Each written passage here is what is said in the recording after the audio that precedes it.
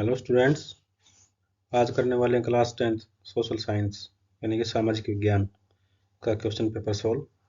ये official sample paper है, model test paper है। इसके अकॉर्डिंग ही आपका फाइनल एग्जाम में क्वेश्चन पेपर आएगा। कितने कितने नंबर के होंगे, कैसे कैसे क्वेश्चन आएंगे, सारे इसमें बताए भी गए हैं। साथ साथ इसको सोल्व किया गया है। इंपॉर्टेंट क्वेश्चन हैं, तो आप सब इसको ध्यान से समझना। चलिए स्टार्ट कर लेते हैं। जो जैसा पैटर्न अभी मार्च में आने वाला है वो किस तरीके से होगा, वो क्वेश्चन पेपर है अभी। सबसे पहले जो समझना है वो यही है कि जो क्वेश्चन पेपर है वो 80 मार्क्स का है। टाइम आपको 3 आवर्स मिलेगा। जो बुकलेट है उसके अंदर कोई पेज खाली नहीं छोड़ना है, ज़्यादा कटिंग नहीं करनी है क्योंकि एक्स्ट्रा सीट आपको नहीं मिलने वाली है। तो चलिए इसको शुरू करेंगे। उससे पहले समझ लो कि इसके अंदर 20 जो है, फर्स्ट जो है 1 से 20 तक आपके एक एक नंबर के होने वाले हैं। ये 20 यहाँ पर दिया हुआ, देखिए डिटेल यहाँ पर दी हुई है। पहले जो 20 क्वेश्चन है एक एक नंबर के मल्टीपल चॉइस क्वेश्चन होंगे। उसके बाद 21 से 26 आपके जो 6 क्वेश्चन हैं वो 2 मार्क्स के होंगे। उसके बाद 27 और 28 जो आपके पैराग्राफ के क्वेश्चन हैं वो आपके 4 नंबर 4 4 नंबर के होंगे। उसके बाद आपके 3 3 नंबर के क्वेश्चन होंगे। उसके बाद फिर जो लास्ट में 34 37 वो आपके 5 5 नंबर के क्वेश्चन होने वाले हैं। चलिए शुरू करते हैं। नंबर 1 क्वेश्चन है, सिंधु घाटी सभ्यता के लिए लोग किसकी पूजा करते थे? तो what did the people of Indus Valley civilisation worship? तो इसका जो आता है वो लोग पशुओं की, वृक्षों की और शिवलिंग की, एनिमल ट्री शिवलिंग सभी की पूजा करते थे। नेक्स्ट है, मिस्र के राजा को क्या कहा जाता था? जो किंग ऑफ मिस्र है उसको कहते थे फेरो। नेक्स्ट है, शास्त्रों में धर्म के कितने लक्षण बताए हैं? So the characteristic of religion कितने बताए गए हैं? 10 बताए गए हैं। श्रीलंका कब आजाद हुआ था? लिबरलाइजेशन ऑफ श्रीलंका इन 1948। उसके बाद है, यूरोपीय संघ का मुख्यालय, हेडक्वार्टर ऑफ यूरोपियन यूनियन, ये है ब्रुसेल्स में। नेक्स्ट है, भारत में परमाणु परीक्षण कहाँ कराए गए थे? ये कराए जाते हैं राजस्थान में। इसके बाद आता है, रियो डी जेनेरियो पृथ्वी सम्मेलन कब हुआ? तो देखिए रियो डी जेनेरियो सम्मेलन हुआ था 1992 में, 1992 में। इसके बाद जो नेक्स्ट है, टाइगर प्रोजेक्ट, बाघ परियोजना, ये स्टार्ट हुई थी 1973 में, 1973 में। नेक्स्ट है, रबी की फसल। तो ये रबी की फसल जो है गेहूं है, गेहूं के साथ में सरसों भी होती है। ये रबी की फसलें हैं। इसके बाद है, किस पतन को दीनदयाल, तो देखिए कौन सा पोर्ट जो है उसको दीनदयाल का नाम दिया गया है, उसको दिया गया कांडला, ये है गुजरात में। इसके बाद नेक्स्ट है, राष्ट्र सिद्धांत, ये मिस प्रिंट है यहाँ पर दो राष्ट्र सिद्धांत आएगा, two nation theory given by Jinnah. गया आंसर है सी। नेक्स्ट है, क्रांतिकारियों की गीता किसे कहा जाता है?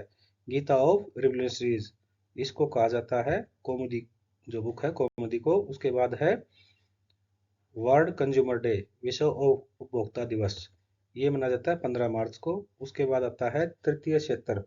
तृतीय क्षेत्र यानी कि थर्ड सेक्टर। थर्ड सेक्टर किसको बोलते हैं? हम सर्विस सेक्टर को बोलते हैं, सेवा क्षेत्र को। नेक्स्ट है, ऋण के औपचारिक स्रोत की कार्यप्रणाली पर नजर कौन रखता है? तो देखिए ऋण के ऊपर यानी कि लोन के ऊपर जो नजर रखता है वो रखता है रिजर्व बैंक ऑफ इंडिया।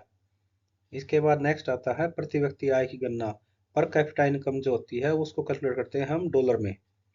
इसके बाद नेक्स्ट है, वर्तमान में राष्ट्रीय पार्टी। अब देखिए भारत की बात चल रही है तो यहाँ पर 6 नेशनल पार्टीज हैं। इसके बाद है, भारत में राज्य पुनर्गठन आयोग। देखिए इसमें है, रीऑर्गेनाइजेशन कमीशन फॉर स्टेट्स, तो ये बना था 1 नवंबर 1947 को। इसके बाद है, भारतीय जनता पार्टी का गठन कब हुआ था? ये 1980 में हुआ था। इसके बाद है, कौन सा देश सबको साथ लेकर चलता है? तो देखिए इंडिया एक ऐसा है जो सबको साथ लेकर चलता है, इसका एक एग्जाम्पल है। तो देखिए सेक्शन ए, ये पार्ट 1 है आपका।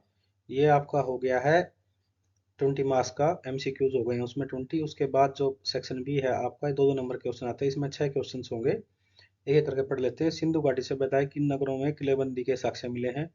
सभी सड़कें रोम को जाती हैं, 22 नंबर, इसको एक्सप्लेन करना है। जलोढ़ मृदा की दो विशेषताएं, एलओएल जो सोयल है उसको बताना है, एक्सप्लेन करना है उसकी करेक्टरिस्टिक्स। उसके बाद है, राष्ट्रीय उद्यान की परिभाषा, नेशनल पार्क को डिफाइन करना है। विकेंद्रीकरण का क्या अर्थ है? डिसेंट्रलाइजेशन को एक्सप्लेन करना है। उसके बाद है, मांग जमा को मुद्रा क्यों कहा गया है? मीन्स जो डिपॉजिट्स है उसको मनी कंसिडर किया गया है, क्यों? तो इसकी जो हम पढ़ते हैं फर्स्ट वाले का, सिंधु घाटी सभ्यता किन नगरों में मिले हैं? ये लोथल, कालीबंगा, बनावली, ये आपके आंसर्स हैं। आगे है सभी सड़कें रोम को जाती हैं, क्योंकि रोम में सड़कों का जाल बिछा हुआ है, और जो रोम की सड़कें हैं वो एक दूसरे से अच्छी खासी जुड़ी हुई हैं।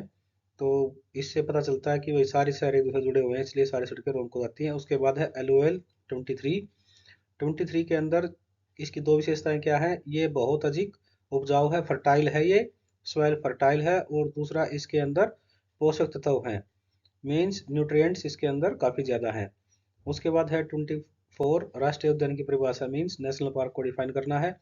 तो इसमें क्या दिया गया है कि वर्तमान और भविष्य की पीढ़ी के लिए जो परिस्थिति है उसको एक रक्षा के लिए आकर्षित किया जाए।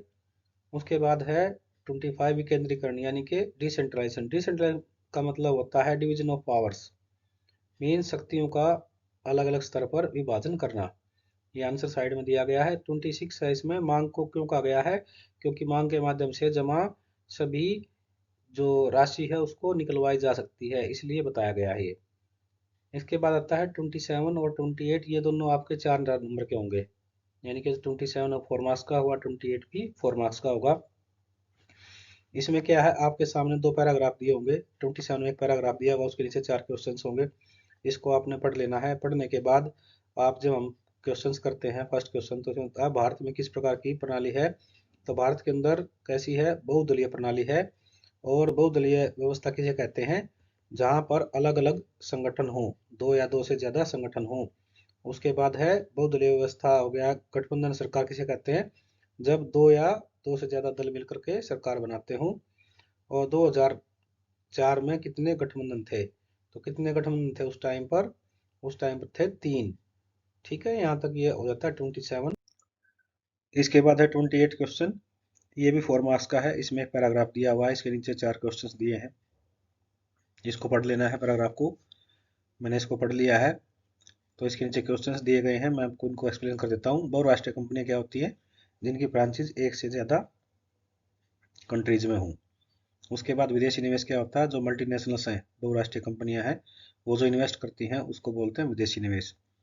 इसके बाद बहुराष्ट्रीय कंपनियां किन स्थानों को उपयुक्त मानती हैं? तो देखिए यहाँ पर दिया गया है नीचे से लास्ट लाइन में कि बहुराष्ट्रीय कंपनियां उन जगह को उपयुक्त मानती है जहां पर नजदीक में चीप लेबर, सस्ती लेबर मिल जाए और पास में ही मार्केट हो। इसके बाद विदेशी निवेश क्या होता है? विदेशी निवेश वो होता है जो कृषि भूमि, भवन, मशीन और आदि अन्य उपकरणों में खरीद के लिए इन्वेस्ट किया जाए। यहाँ पर इसके आंसर्स भी दिए गए हैं। अभी देखिए सेक्शन डी है, उसमें 3-3 नंबर के 5 क्वेश्चंस हैं। इन 5 क्वेश्चंस में आपको जैसे 29 है, सरस्वती सिंधु सभ्यता की मोहरों का वर्णन करना है। फिर गौतम बुद्ध के 4 सत्य बताने हैं। उसके बाद है भूमि निम्नीकरण की समस्या से कैसे हल किया जा सकता है। तो इन सब के आंसर्स मैंने यहाँ दिए हुए हैं। जितने बड़े क्वेश्चन हैं उन सब के आंसर्स मैंने लास्ट में एक्सप्लेन किए हुए हैं। मैं दिखा भी देता हूँ आपको। उसके बाद जो सेक्शन ई आएगा उसके अंदर 5-5 नंबर के 4 क्वेश्चन होंगे। तो आप सबको इनको पढ़ना है, खुद सोल्व करना है। आंसर्स इनके लास्ट में एक्सप्लेन किए गए हैं।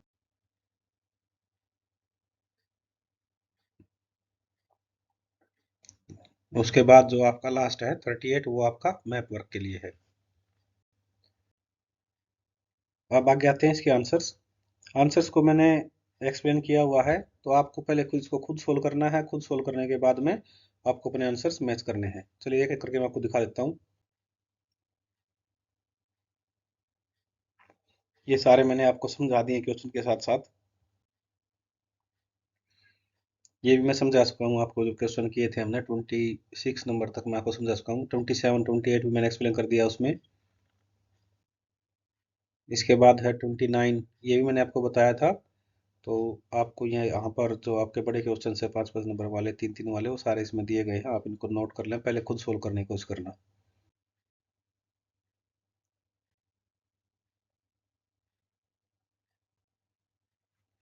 चलिए थैंक यू वेरी मच। खुद सोल्व करें, तैयारी अच्छे से करें।